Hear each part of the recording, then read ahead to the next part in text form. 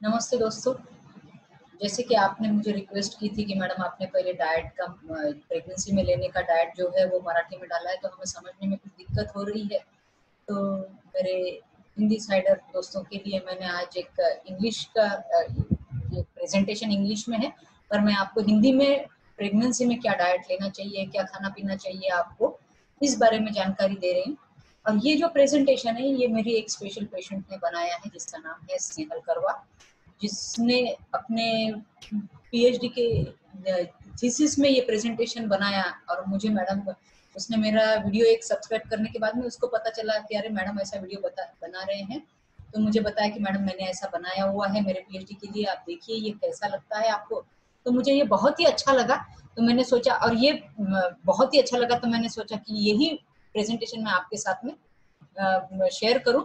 मैंने इसके लिए स्नेहल करवा से उनकी परमिशन ली है और मैं उसका धन्यवाद अदा करती हूँ कि उसने मुझे ये परमिट किया।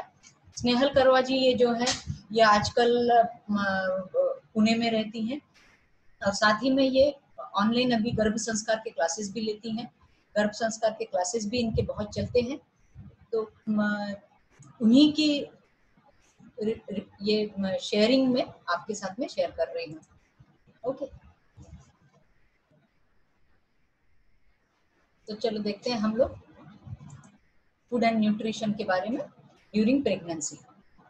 Food and nutrition during pregnancy में इसके अंदर मैं आपको जो लेकर चलूंगी, तो ये कुछ मेन मुद्दों पे मैं आपके साथ चर्चा करूंगी कि हेल्दी फूड खाने से आपको फायदे क्या है, इंपॉर्टेंस क्या है हेल्दी फूड खाने का, आपको प्रेगनेंसी में स्पेशल क्या डाइट लेना चाहिए, डेली डाइट में बैलेंस डाइट किसको कहते हैं, कितनी कैलोरीज प्रेगनेंसी में बढ़ती है, तो प्रेगनेंसी की इंक्रीज रिक्वायरमेंट कितनी है, जिसकी वजह से आपको कितना ज्यादा खाना खाना चाहिए, और क्या खाना चाहिए क्या नहीं खाना चाहिए, सुपर फूड किसे कहते हैं, ये सात्विक फूड किसे कहते हैं। तो ये सारी चीजें मैं आपके साथ में शेयर करूंगी। हेल्दी डाइट क्यों लेना चाहिए, ये तो सभी जन मानते हैं कि हम जो है, जो हमारे सोच है, उसकी वजह से हमारी पर्सनैलिटी बनती है। तो हमारी सोच जो हम जो खाते हैं वो हम है, और हम जो खाते हैं वैसे ही हमारी सोच होती है, ये हमारे पूर्वजों ने हमें कहा है। तो इसीलिए खाना अच्छा है यदि आपका, तो आपका बालक पेट में एकदम स्वस्थ रहेगा। बैलेंस डाइट यदि आप लेते हैं तो आपके बच्चे की ग्रोथ जो है पेट में बहुत अच्छी रहेगी। तो इस वजह से आपको अच्छा हेल्दी फूड खाना जरूरी है। ओके, इसमें अभी अब डेली डाइट में जो है ऐसा नहीं है, सभी लोग बोलते हैं ठीक है, अभी सभी लोग बोल रहे हैं कि यार हेल्दी डाइट लेना है, प्रेगनेंसी में हमको कहा है कि अब तुम 2 हो गए हो तो डबल खाना है। डबल नहीं खाना है, ठीक है। मेरा यह कहना है आपको प्रेगनेंसी में, हाँ आपकी कैलोरिक रिक्वायरमेंट बढ़ गई है, पर ये आपकी सिर्फ 300 से 500 किलो कैलोरी ही रिक्वायरमेंट बढ़ी है, ना कि डबल हुई है। जो आपकी प्री प्रेग्नेंट स्टेट में कैलोरी रिक्वायरमेंट थी उससे 300 से 500 कैलोरीज अभी आपको ज्यादा लगेगी। तो उतना ज्यादा ठीक है खाइए, पर डबल नहीं खाना है। पर मेरा ये इसके साथ में जरूर कहना है कि जो भी खा रहे हैं आप, वो एक अच्छा फूड होना चाहिए, ना कि जंक फूड हो। ठीक है, जंक फूड आप सभी सुनते हैं कि भाई ये खाने से ऐसा होता है, वो खाने से ऐसा होता है। तो जंक फूड ना खाते हुए हेल्दी बैलेंस डाइट यदि आप ले रहे हैं, तो आपका पर्याप्त मात्रा में खाना भी उचित है। तो इसमें अभी अब आपको क्या खाना है प्रेग्नेंट लेडीज को, तो हमने ये जैसे बताया कि 3 से 5 सर्विंग्स जो है आपको सीरियल्स लेना है। सीरियल्स मतलब हम जो गेहूं बाजरा जो भी खाते हैं वो लेना है, चावल है, पास्ता नूडल्स ये कम से कम खाएंगे तो ज्यादा अच्छा है। घर में बनाए हुए गेहूं के नूडल्स फिर भी आप खा सकते हैं, पर मैदे के ना खाइए, क्योंकि हमें जंक नहीं बढ़ाना है। 4 से 5 सर्विंग आपको वेजिटेबल्स और उगाए हुए कडधान्य जो बोलते हैं हम लोग, अंकुरित जो धान्य होते हैं वो खाना है, बीन्स वगैरह जो है नट्स हैं ये लेने हैं। 4 सर्विंग्स आपको फ्रूट्स लेने हैं, 1.5 सर्विंग आपको प्रोटीन रोज लेना है, और 2 सर्विंग का कैल्शियम भी आपको डेली खाना है। ओके, जैसे कि मैंने आपको बताया कि प्रेग्नेंट लेडीज में जो अपना कैलोरिक रिक्वायरमेंट है ये आपका 300 कैलोरी से बढ़ जाता है। मतलब आपको प्रेगनेंसी में अभी 2100 से 2300 kilo calorie per day requirement चाहिए। तो इसको आप डिवाइड करेंगे कि 10% कैलोरीज है ये मेरे प्रोटीन से आए, 35% कैलोरी है ये मेरे फैट्स जो है खाने में जो फैट्स ले रही हूँ उससे आए, और 55% जो कैलोरी है ये मैं जो कार्बोहाइड्रेट्स खा रही हूँ उससे आए। ठीक है, तो इस तरह से हमें अपना पूरा प्रेगनेंसी का वजन जो है जो प्री प्रेग्नेंट स्टेट में था उससे 10 किलो ज्यादा बढ़ाना है। आम जो वजन की बढ़त होनी चाहिए प्रेगनेंसी में वो 10 से 12 किलो ही होनी चाहिए, ना कि उससे ज्यादा हो। उससे ज्यादा भी बढ़ता है वजन तो उसके भी अपने साइड इफेक्ट्स है। बीपी आने का डर ज्यादा है, शुगर आने का डर ज्यादा है, सूजन बढ़ने का डर ज्यादा है, ये सारी चीजें उसमें होती है। तो इसीलिए हमें ज्यादा वजन भी प्रेगनेंसी में नहीं बढ़ाना है। अब हम देखते हैं कि एक एक के कंटेंट जो है इम्पोर्टेंट, जो ये न्यूट्रिएंट्स हैं हम जो ये खा रहे हैं, तो ये इनका इम्पोर्टेंस क्या है प्रेगनेंसी में, और कौन सी चीजों में ये चीजें मिलती है, हमें क्या खाने से ये चीजें मिलेगी। जैसे कि कैल्शियम है, आयरन है, आयोडीन है, विटामिन हैं, प्रोटीन्स हैं, ये किस में है और ये खाने से क्या फायदे हैं। कैल्शियम, कैल्शियम सबको मालूम है कैल्शियम क्या करता है, सारे एडवर्टाइज में हम देखते हैं कि भाई कैल्शियम हमारे हड्डियों को, दांतों को स्ट्रॉन्ग बनाता है। वैसे ही हमारे बच्चे की हड्डी बनना है, उसके भी बोन्स बनना है, उसके भी डेंचर डेवलपमेंट होनी है, तो जो हड्डियां आनी है तो उसके ग्रोथ के लिए, उसके वो स्ट्रॉन्ग बनना चाहिए, इसके लिए कैल्शियम पर्याप्त मात्रा में लेना आपको प्रेगनेंसी में जरूरी है। यदि आप कैल्शियम पर्याप्त मात्रा में नहीं लेते हैं तो कई बार सोनोग्राफी में ये भी पाया जाता है कि बच्चे के जो बोन्स है, समझो जैसे पैर के बोन्स है, ये आपके कर्व साइज के ऐसे हो जाते हैं, इसको हम रिकेट्स बोलते हैं। तो बचपन से ही पैर ऐसे टेढ़े हैं, ऐसे टेढ़ा टेढ़े पैर डालता है बच्चा। होने के बाद चलना चालू किया तभी होता है, किसी किसी को जन्मता भी ये दिखता है कि पैरों की हड्डी थोड़ी सी ऐसी तिरछी है। ठीक है, तो ये जैसे रिकेट्स जो है ये बीमारी कैल्शियम की कमी की वजह से होती है। बच्चे में यदि कैल्शियम कम हो जाता है तो उसकी हड्डियां बराबर नहीं बन पाती, तो वो अपने आप से बेंड होना चालू हो जाती है। ठीक है, तो ये सही नहीं है। कैल्शियम हमारे बॉडी के ब्लड को भी क्लॉटिंग मैकेनिज्म में भी हेल्प करता है। जैसे खून कहीं अपने को चिरा लग गया और खून अपना वहीं के वहीं रुकना चाहिए, तो ये रुकने की जो प्रक्रिया है इसको क्लॉटिंग मैकेनिज्म बोलते हैं। तो इसके लिए भी कैल्शियम की जरूरत पड़ती है। कैल्शियम हमारे मसल्स को भी स्ट्रांग बनाता है, नर्व्स को, जो है हमारी नसें हैं उनको भी स्ट्रांग बनाता है। हमारे मायोकार्डियम, हार्ट के जो मसल्स है मायोकार्डियम है, उसको भी स्ट्रांग बनाता है। सारी जगह में कैल्शियम मैग्नीशियम के चैनल्स होते हैं, जिसकी वजह से मसल का, जो हमारे बॉडी के कहीं का भी मसल हो, मसल मतलब मांसपेशिया, तो इनकी मांसपेशिया की जो फंक्शनिंग है ये करने के लिए कैल्शियम और मैग्नीशियम, ये दोनों चीजें बहुत जरूरी है। तो हम यदि कैल्शियम पर्याप्त मात्रा में नहीं लेते तो हमारे बच्चे का, बच्चा को जितना चाहिए वो ले ही लेगा, पर यदि डाइट में से नहीं मिलता है तो फिर वो माँ की हड्डियों में से लेगा, और माँ की हड्डियां फिर इसकी वजह से कमजोर पड़ना चालू हो जाती, जाली जाली बनना चालू हो जाती, जिसे हम ऑस्टियोपोरोसिस कहते हैं।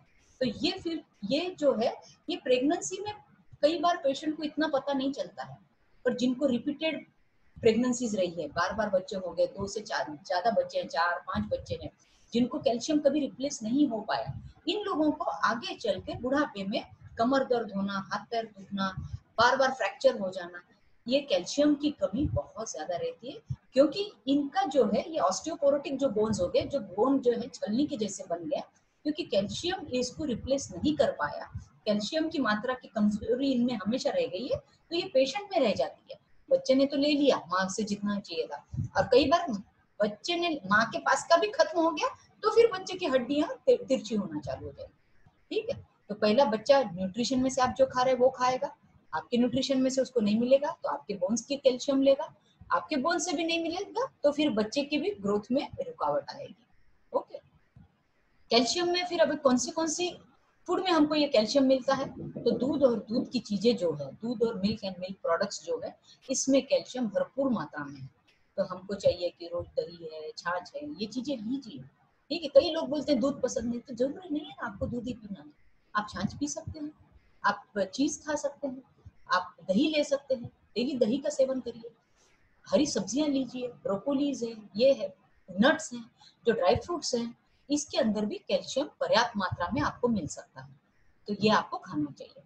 दूसरा सबसे महत्वपूर्ण चीज है प्रेगनेंसी में जो लेना है वो है आयरन, मतलब लोह। लोह की मात्रा आपके पास में पर्याप्त होना चाहिए, क्योंकि यदि आपके पास में आयरन, लोह में बार बार इसलिए नहीं कहूंगी कि लोगों को आयरन ज्यादा अच्छे से समझ आता है लोह के कंपेयर में, तो आयरन यदि आप अच्छे अमाउंट में नहीं लेते हैं तो आयरन कई चीजों जगह आपके बॉडी में जरूरत इसकी है।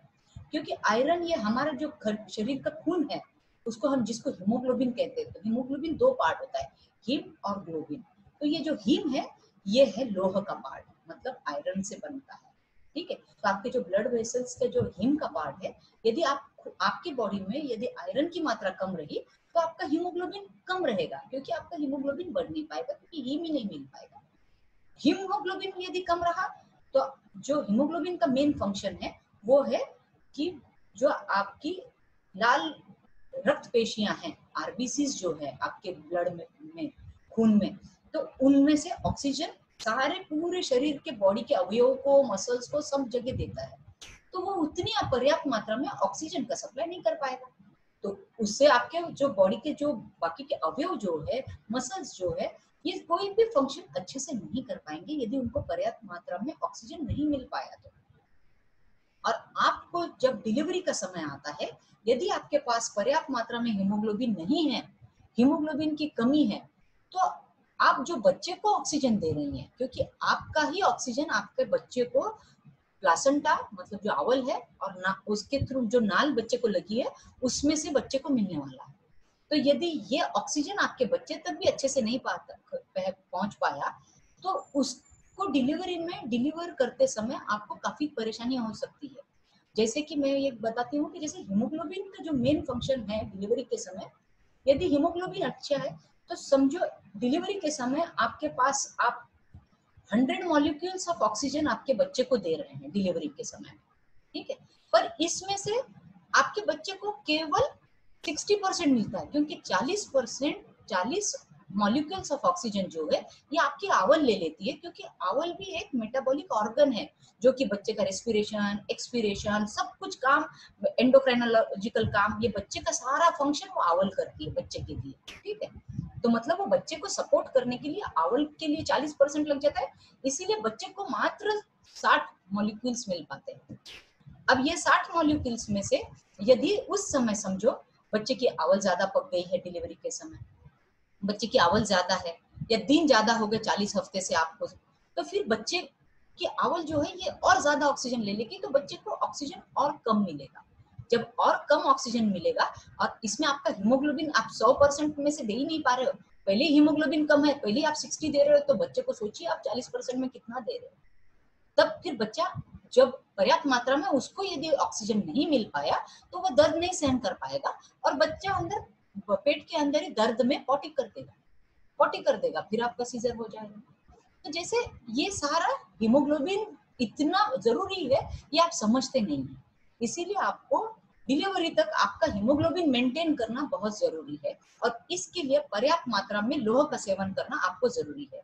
इसीलिए मैं बोलती हूँ आयरन ये सिर्फ हीमोग्लोबिन ही नहीं देता है, यह आपको रेजिस्टेंस पावर भी देता है, स्ट्रेस और डिजीज हैंडल करने के लिए रेजिस्टेंस देता है, आपकी थकान दूर करता है, कमजोरी दूर करता है, इसकी वजह से आपका जो चिड़चिड़ापन है, डिप्रेशन वगैरह है, ये नहीं होने देता है। तो कौन सी चीजों में आपको आयरन मिलता है? अब मुझे आशा है कि आप सब लोग अच्छे से खाओगे, जो आपके घर वाले कहते हैं, जो आपके डॉक्टर कहते हैं, उस हिसाब से लोगे। आपको भले ही पसंद आए या नहीं आए, हरी सब्जियां आपको लेना जरूरी है, ठीक है। वो भी आप कच्चे में सलाद में लेते हो तो ज्यादा अच्छा है, क्योंकि बफाने से उसका कई बार B12 वगैरह जो विटामिन है वो निकल जाते हैं। तो ग्रीन लीफी वेजिटेबल्स लेना है, जैसे फ्रूट्स है, कुछ है जैसे वाटरमेलन में है, एप्रिकॉट मतलब हम अखरोट खाते हैं, काफी से बेरीज है, इनके अंदर भी आयरन बहुत अच्छा रहता है, ठीक है। ब्रोकोली वगैरह ये काफी अच्छी चीजें हैं जो हम आयरन जो हमें आयरन देती है, तो ये चीजें हमें खाना चाहिए। इसमें कई लोग बोलते हैं कि अंजीर रात में भिगोने से दूध में भिगोना चाहिए तो और वो दूध सुबह लेना चाहिए, ऐसा कतई नहीं है, ठीक है।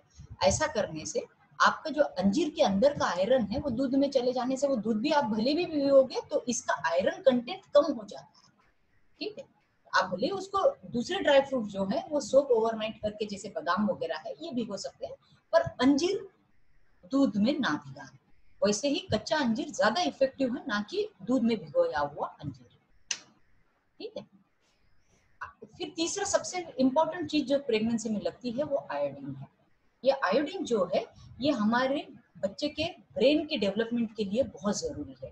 ब्रेन का डेवलपमेंट है आयोडीन से बनता है, क्योंकि हम जो बोलते हैं कि भाई किसी को थायराइड है और थायराइड की यदि प्रेगनेंसी में कई बार बढ़ जाता है, हाइपोथायराइडिज्म ज्यादा हो जाता है, तो इसमें यदि आपका थायराइड लेवल आपने मेंटेन नहीं रखा तो कई बार बेबी का न्यूरल डेवलपमेंट अच्छा नहीं होता है।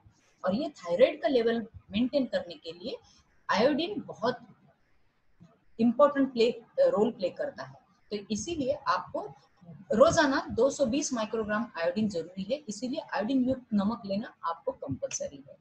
ठीक है, बाकी भी अंडों में, एप्पल में, स्ट्रॉबेरीज वगैरह, मिल्क प्रोडक्ट्स जो है, दूध और दूध की चीजें, इनमें भी आयोडीन पर्याप्त मात्रा में यदि आप ये चीजें सेवन करते हैं तो आपको आयोडीन की कमी नहीं होगी। फिर आगे है विटामिन। विटामिन कौन से? तो विटामिन ए। ये विटामिन ए जो है, ये है बेबी के एम्ब्रियोनिक डेवलपमेंट के लिए बहुत जरूरी है। बेबी के हार्ट का है, लंग है, किडनी है, और मेनली सेंट्रल नर्वस सिस्टम का पूरा जो ब्रेन और नीचे की चीजें हैं वो। और इसमें मेनली आंखों की डेवलपमेंट जो है ये विटामिन ए पे डिपेंड करती है। तो ये कौन सी चीजों में मिलता है? अंडे में है, ब्रोकोली में है, दूध और दूध के प्रोडक्ट्स है, फ्रूट्स है, येलो फ्रूट्स जो रहते हैं उसमें भी विटामिन ए अच्छा रहता है। तो आप अभी आम का मौसम है, रोज एक आम खाते हो या आधा भी आम खाते हो तो भी आपको विटामिन ए पर्याप्त मात्रा में मिलता है। पपाया भी आप खाते हो तो भी आपको विटामिन ए पर्याप्त मात्रा में मिलता है। कोई भी चीज नहीं खाना ऐसा प्रेगनेंसी में नहीं है, मैं इसका आगे बताऊंगी ही आपको। फिर है B12, विटामिन B12। इसकी कमजोरी की वजह से विटामिन B12 ये हमारे नर्वस सिस्टम को डेवलप करने में सबसे इम्पोर्टेंट प्ले करता है। जैसे मेनली ब्रेन डेवलपमेंट और न्यूरल सिस्टम का डेवलपमेंट, जो हमारे स्पाइन जो रहती है वहाँ न्यूरल ट्यूब रहती है, तो ये न्यूरल ट्यूब का जो क्लोजर है वो डेवलप करने के लिए ये सब विटामिन B12 की बहुत आवश्यकता होती है। और वेजिटेरियन लोगों में विटामिन B12 बहुत कम रहता है, क्योंकि कोई भी हम खाने की चीज ले लो उसमें विटामिन B12 बहुत कम रहता है। और ये भी जब विटामिन B12 हम ये खाने में, यदि हमने वो भी सब्जियां हैं समझो, ग्रीन वेजिटेबल्स में विटामिन B12 रहता है, पर यदि हम ये इसको उबाल लेते हैं तो उसमें कुछ भी नहीं है, उसको इवन वाफाए भी तो भी विटामिन B12 इतना वोलेटाइल है कि ये उड़ जाता है। तो इतनी पर्याप्त मात्रा में हमें विटामिन B12 नहीं मिलता है। इसीलिए हम प्रेगनेंसी में आपको कहते हैं कि फॉलिक एसिड है, विटामिन B12 है, इसके जो आपको कैप्सूल्स आपके डॉक्टर दे रहे हैं ये कंपलसरी लेना है। कौन सी चीजें हैं जो विटामिन B12 ज्यादा देती है? तो एग्स है, चीज है, दूध और दूध के प्रोडक्ट्स है, जो सीरियल्स हम खाते हैं, सोया ड्रिंक्स है, ये सारों में विटामिन B12 अच्छे से आपको मिल पाता है। विटामिन सी है। विटामिन सी जो भी हम खाने में लोह ले रहे हैं, ये लोह के एब्जॉर्प्शन को बढ़ाता है। हमने समझो कम भी मात्रा में लोहा अपने खाने में आयरन कम लिया, पर इसका एब्जॉर्प्शन बढ़ाने के लिए विटामिन सी आपको सबसे ज्यादा मदद करता है। आपको सबको मालूम है, अभी कोरोना में हम रोज सुन रहे हैं विटामिन सी खाइए क्योंकि ये एक अच्छा इम्यूनिटी बूस्टर है। ठीक है, तो विटामिन सी इम्यूनिटी बूस्टर के लिए गोलियां खाने की जरूरत नहीं है, हमारे पास में खाने में इंडिया में बहुत पर्याप्त मात्रा में विटामिन सी है। सिंपल आप रोज एक हम दाल में नींबू डालते हैं, तो नींबू क्या है? तो विटामिन सी है। सिट्रस फ्रूट्स में विटामिन सी सबसे ज्यादा मिलता है, तो नींबू आपने रोज दाल में ले लिया तो भी आपको पर्याप्त मात्रा में विटामिन सी मिल गया। तो लेमन इसका सबसे अच्छा सोर्स है, ये एक अच्छा सबसे एंटीऑक्सीडेंट माना जाता है। ठीक है, फिर है विटामिन डी। विटामिन डी ये कैल्शियम के एब्जॉर्प्शन को बढ़ाता है, तो विटामिन डी की जरूरी होना जरूरी है। विटामिन डी की मात्रा यदि अच्छी है तो ही कैल्शियम जो भी हम खाने में सेवन कर रहे हैं वो हमारे बॉडी को अच्छे से मिल पाएगा। तो इसीलिए हमारे बॉडी की ग्रोथ और डेवलपमेंट के लिए विटामिन डी जरूरी है। तो ये बच्चे के, बेबी के ग्रोथ और डेवलपमेंट, जो बोन्स की है, मसल्स की है, इसके लिए जहां जहां कैल्शियम लगना है उसके ग्रोथ के लिए विटामिन डी इनडायरेक्टली लगना जरूरी है, क्योंकि कैल्शियम का एब्जॉर्प्शन विटामिन डी से होता है।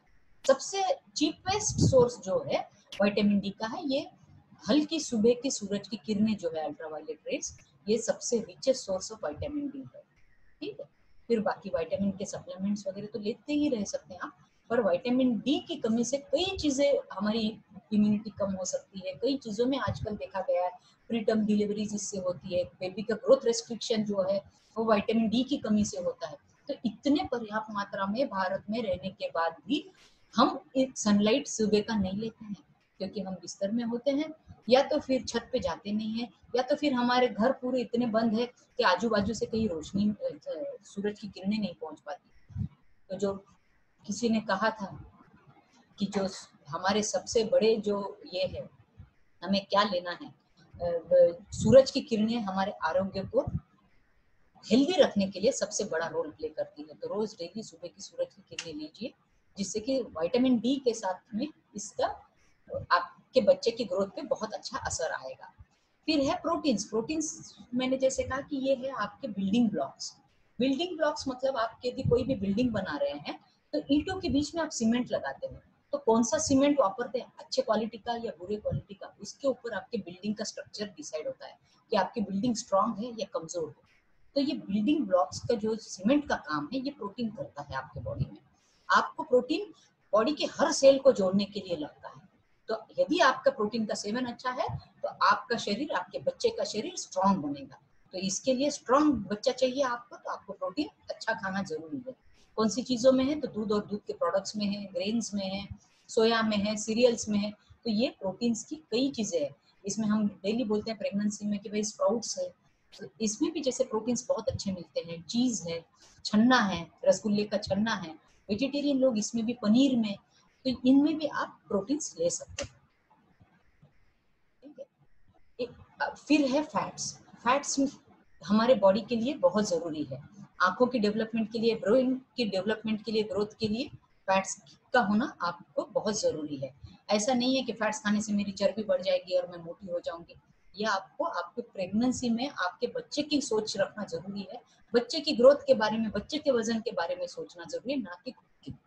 तो उस हिसाब से आपको फैट्स भी उतने ही जरूरी है, क्योंकि ये फैट्स आपके बॉडी में कन्वर्ट होकर कार्बोहाइड्रेट में स्टोर हो जाते हैं। और ये स्टोरेज आपको जब आप डिलीवरी के समय आएगा, तब आपको जब एक्स्ट्रा एनर्जी का काम पड़ेगा, तब ये फैट्स फिर से ग्लूकोज में कन्वर्ट होके फिर से ये ग्लूकोज आपको सपोर्ट देगा, एनर्जी देगा बच्चे को पुश करने के लिए। तो इसीलिए ये फैट्स किस चीजों में है, तो दूध और दूध के प्रोडक्ट्स में है, टोफू में है, कई चीजों में फैट्स है। ये आपको तो सभी बताते हैं कि भाई थोड़ा घी दिया करो, कोई प्रॉब्लम नहीं, खाया करो। तो इन सब चीजों में फैट्स उपलब्ध है। कार्बोहाइड्रेट्स मैंने जैसे बताया, कार्बोहाइड्रेट्स हमें एनर्जी देता है। कार्बोहाइड्रेट्स में फाइबर्स में मिलता है, तो मेनली इससे कॉन्स्टिपेशन नहीं होता है। शुगर यदि कम हो जाती है, क्योंकि कार्बोहाइड्रेट मेन सोर्स है जो हमारे ग्लूकोज को स्टोर करके रखता है। तो यदि शुगर की मात्रा को भी रेगुलेट करने का काम भी कार्बोहाइड्रेट करता है। तो इसीलिए कार्बोहाइड्रेट पर्याप्त मात्रा में होना आपको जरूरी है। मेनली होल ग्रेन्स में रहता है, स्प्राउट्स में वगैरह भी रहता है। तो जितना आप कार्बोहाइड्रेट्स लेंगे, आपके पास में इसका स्टोरेज अच्छा बना रहेगा, आपका ग्लूकोज का स्टोरेज रहेगा, आपका एनर्जी मेंटेन रहेगी, तो आपको ये डिलीवरी के समय हेल्प करेगी। तो अभी क्या खाना चाहिए प्रेगनेंसी में, तो हमने अभी जो बताया कि प्रेगनेंसी में आप इतना अच्छा बैलेंस डाइट खाइए कि खाना आपकी मेडिसिन के जैसा खाइए, ताकि आपको मेडिसिन खाने के जैसे खाने का काम ना पड़े। नहीं तो बस मेडिसिन ही मेडिसिन खा रहे, खाना खा ही नहीं पा रहे, ऐसा ना हो। तो आप खाना मेडिसिन के जैसा खाएंगे। एक टाइम में कम खाना खाइए, पर बार बार डिवाइड करके खाना खाइए। वैरायटी ऑफ फ्रूट्स फूड खाइए। जो खाना खा रहे हैं आप वैरायटी में खाइए, पर्याप्त सभी चीजें उसके अंदर आना चाहिए। जैसे मैंने क्या क्या चीजों में क्या क्या है ये बताया है, तो अब ये कॉम्बिनेशन में कैसे है वो भी बताती हूँ, ताकि आपके कैलोरिक रिक्वायरमेंट डेवलप मेंटेन रहे। तो ये सारी चीजें आपको लेना है। ठीक है। डिफरेंट न्यूट्रिशन कौन से इसमें क्या है, तो मैंने आपको जैसे बताया, प्रोटीन आपको 3 सर्विंग रोज लेना है, कैल्शियम 4 सर्विंग लेना है। तो ये क्या क्या चीजें आपको लेना है पर डे, ये आपको मैंने यहाँ चार्ट में दिया है। तो इस हिसाब से आपका भोजन, ये एक आपको मैंने एक जैसे जस्ट एक पिरामिड दिया है आपके बैलेंस डाइट का, कि आपके सर्विंग डेली कितने होना चाहिए और क्या क्या चीजें उसके अंदर होनी चाहिए। ठीक है। इसी हिसाब से आपको प्रेगनेंसी में क्या नहीं खाना है। कोई नहीं खाना ऐसे कोई चीज नहीं है, पर इसमें मैं कुछ चीजें कहती हूँ कि अनपास्चराइज मिल्क है, कुछ टाइप की फिशेस जो है जिसके अंदर मर्क्यूरी ज्यादा होता है, तो ये बिल्कुल ना खाए। कुछ एक्सेस मात्रा में कोई चीज खाते हैं तो वो हानि करती है, जैसे कि पपाया। पर आप डेली 1 प्लेट पपाया खा रहे हैं तो ये आपको कभी हानि नहीं करेगी, आप डेली 1 पपाया खा सकते हैं। अल्कोहल का सेवन, टी कॉफी का सेवन कम से कम करें प्रेगनेंसी में, इसके बजाय दूध का सेवन बढ़ाना चाहिए आपको।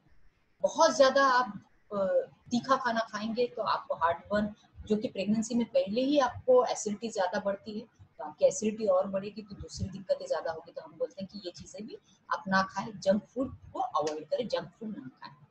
सुपर फूड क्या है, सुपर फूड ये है कि जिसके अंदर कोई एक चीज लेते हैं तो उसमें मल्टीपल चीजें आपको मिलती है। जैसे आपने एवोकाडो खा लिया, तो एवोकाडो में जैसे फॉलिक एसिड भी है, विटामिन B6 भी है, विटामिन C है, फैट्स है, पोटेशियम है, ब्रोकोली है, विटामिन ए है, सी है। ऐसा ही नॉन वेजिटेरियन में अंडा सबसे अच्छा सुपर फूड है।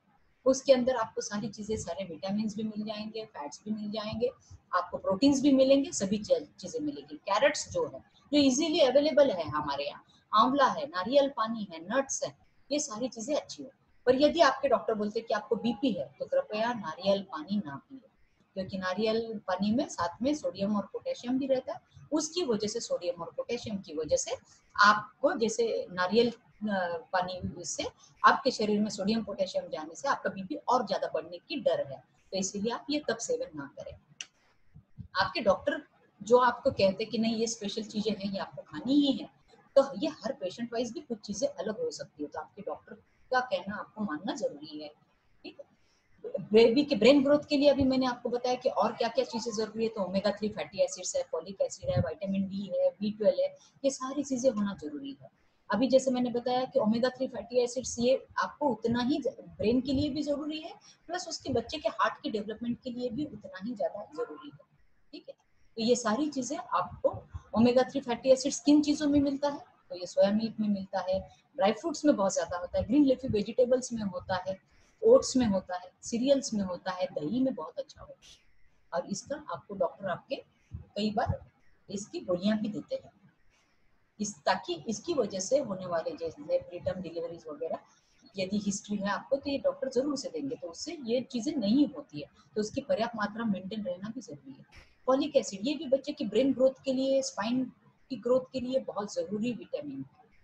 तो इसकी पर्याप्त मात्रा आपके खाने में होना बहुत जरूरी है। मैंने जैसे बताया कि वेजिटेरियन डाइट में B12 और फॉलिक एसिड बहुत कम होता है, तो इसके लिए जो वेजिटेरियन लोग हैं उनको कंपलसरी खाने में ये चीजें यदि नहीं मिल पाती है तो गोली द्वारा लेना कंपलसरी है।